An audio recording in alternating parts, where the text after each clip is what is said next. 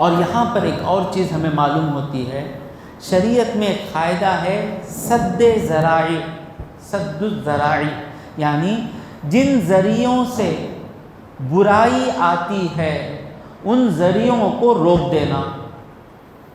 حضرت آدم علیہ السلام کو اللہ نے کیا کہا؟ وہ پھل کا درخت کھائیں گے تو جنت میں نہیں رہ سکتے، تو اللہ نے کیا کہا؟ وہ پھل نہیں کھاؤ کہا؟ اللہ کیا بولا؟ اللہ نے کیا فرمایا؟ وَلَا تَقْرَبَا هَذِهِ الشَّجَرَةَ، اللہ نے یہ نہیں کہا کہ وَلَا تَأْكُلَا مِنْ هَذِهِ الشَّجَرَةِ، اس پھل اس درخت سے مت کھاؤ، یہی حکم نا، حکم کیا تھا؟ پھل نہیں کھانا۔ اللہ نے یہ نہیں کہا کہ اس کا پھل مت کھاؤ، اللہ نے کیا کہا؟ اس درخت کے قریب بھی مت جاؤ۔ مطلب کیا؟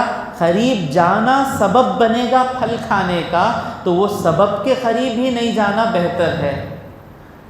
اللہ ولا تزنو نہیں کہا قرآن میں، زنا مت کرو اللہ نہیں کہا، اللہ کیا کہا؟ ولا تقربوا الزنا، زنا کے قریب بھی مت جاؤ۔ تو زنا کے قریب جانا گناہ نہیں ہے، زنا کے قریب چلے گئے زانی نہیں کہلائے گا۔ حضور کہتے ہیں نا کہ العینان یزنیان، دو آنکھیں زنا کرتی ہیں، زبان زنا کرتی ہے، کان زنا کرتے ہیں، ہاتھ زنا کرتے ہیں، مطلب غیر عورت کو گندی نگاہ سے دیکھے آنکھوں کا زنا ہوا، گندی باتیں سنے عورت کے سے گندی باتیں کرے کانوں کا زنا ہوا، گندی باتیں کرے زبان کا زنا ہوا، چھوئے جسم کو ہاتھ کا زنا ہوا۔ لیکن شرمگاہ اگر آ جائے تو وہی اصل زنا کہلائے گا۔ لیکن اللہ تبارک و تعالیٰ کیا فرما رہا ہے؟ زنا کے قریب بھی مت جاؤ۔ اسے کہتے ہیں سد ذرائع، کسی وجہ سے گناہ ہوگا تو اس گناہ سے ہی رک جانا۔ اگر مرد لڑکے اور لڑکیاں ملنے کی وجہ سے گندگی ہو رہی ہے تو لڑکے لڑکیاں ملنے کو ہی روک دیتے ہیں ہم کو کہتے ہیں کہ کہاں ہے یہ، کہاں ہے وہ، کہاں ہے؟ تو سد ذرائع، اس چیز کو یاد رکھ لیں، وہ زمانے میں بدلتے رہتے ہیں۔ اس زمانے میں کوئی اور ذریعہ رہتا ہے گناہ میں جانے کا، اس زمانے میں کوئی اور ذریعہ رہتا ہے گناہ میں جانے کا۔ حضور نے کہا ان من الکبائر، بہت بڑی نصیحت آئی، بڑے گناہوں میں سے ہے شتم الرجل والدیہ، کچھ یہاں پہ لگا دیں بیٹا، بڑے گناہوں میں سے ہے کہ آدمی اپنے ماں باپ کو گالی دے۔ ہمیں دیکھو ہی گالی، اللہ بچائے، ہی لوگاں باپ کو بولتے، باپ آواز سے بات کرنے لگ رہا تو یہ کتا کب بھونکنا چھوڑیں گا، نمازی جے منہ دبالے کو بیٹھو جی نے تو تمہارے داتا مار کو بیٹا می دیوانے باتاں کرو نکو می، ماں کی باتیں دیوانگی کی باتیں، یہ سب گالی نہیں کیا ہے، گالی سے زیادہ ہے۔ تو حضور فرماتے ہیں ماں باپ کو گالی دینا بڑا گناہ، زنا بڑا گناہ، چوری بڑا گناہ۔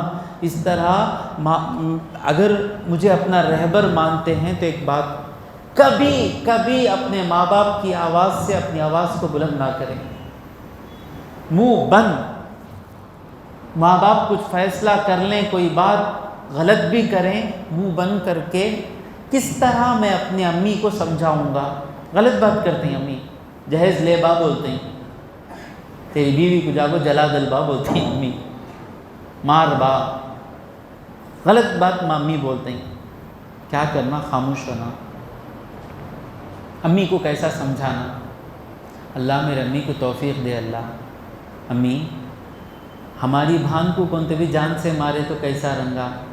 نہیں، آپ کو آپ کے ساس ایسا جلا کو مار ڈالتے تھے تو میں پیدائش نہیں ہوتا تھا نا امی۔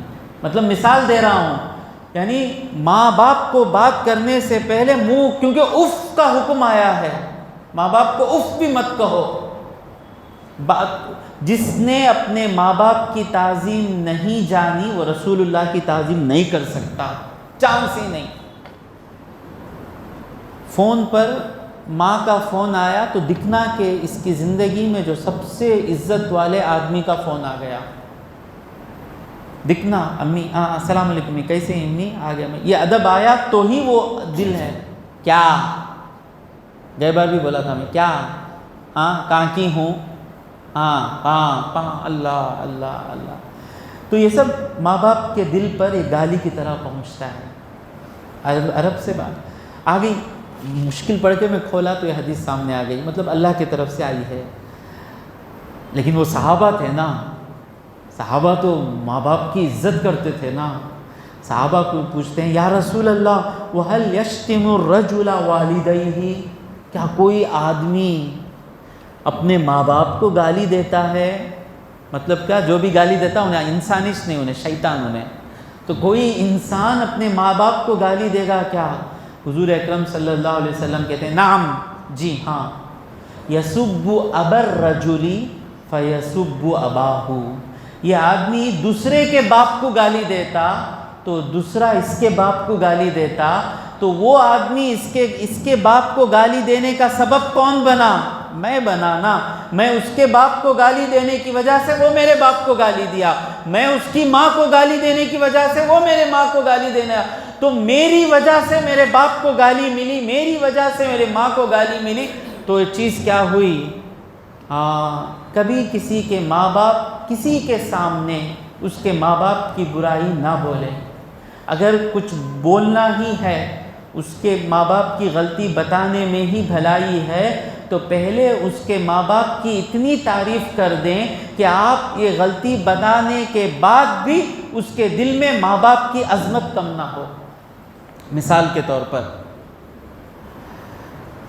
یعقوب کے بیٹے، یعقوب کے ابا تک کہیں کو جاؤں میں، یعقوب کے بیٹے ہیں انشاءاللہ، نیک صالح بیٹے ہوں گے یعقوب کے بیٹے، یوسف نام رکھیں گے انشاءاللہ، یعقوب علیہ السلام کے بیٹے یوسف علیہ السلام۔ یعقوب کیا کر رہے ہیں؟ یعقوب آ کر زیادہ چکنے چیزیں کھاتے ہیں یا کوئی غلطی کرتے ہیں۔ اب مجھے ان کے ابا کو، ان کے بچے کے پاس بولنا ہے، ان کے بعد تمہارے ابا کو ذرا ایسا نہ کرو، بولو یہ غلطی ہے۔ یہ غلطی بولنے سے پہلے کیا کرنا؟ تمہارے ابا ان کے پاس بچپن سے تفسیر سننے والے انہوں پکڑ کر بھائی یوٹیوب کے اتنے بیانہ ہی نہیں، وہ پرانے مسجد اعظم کے وہ پورا انہوں کا پکڑے سو بڑا اچھے جوانی سے داڑھی رکھے سو بچہ ان کے پاس۔ اب کیا ہوتا؟ باپ کی عزت بڑھ جاتی۔ اب بولنا ذرا زیادہ شاورما کھاتے ہیں ذرا کنٹرول کرو، بولو یہ سب دین ہے، یہی قرآن کا پیغام ہے۔ یہ سب نہیں کریں گے، خالی دین کو چلیں گے تو مطلب کسی اولاد کے سامنے اس کے باپ کی کمی بولنا نہیں۔ ہماری عادت کیا ہے؟ کس کے بیٹے بات میں؟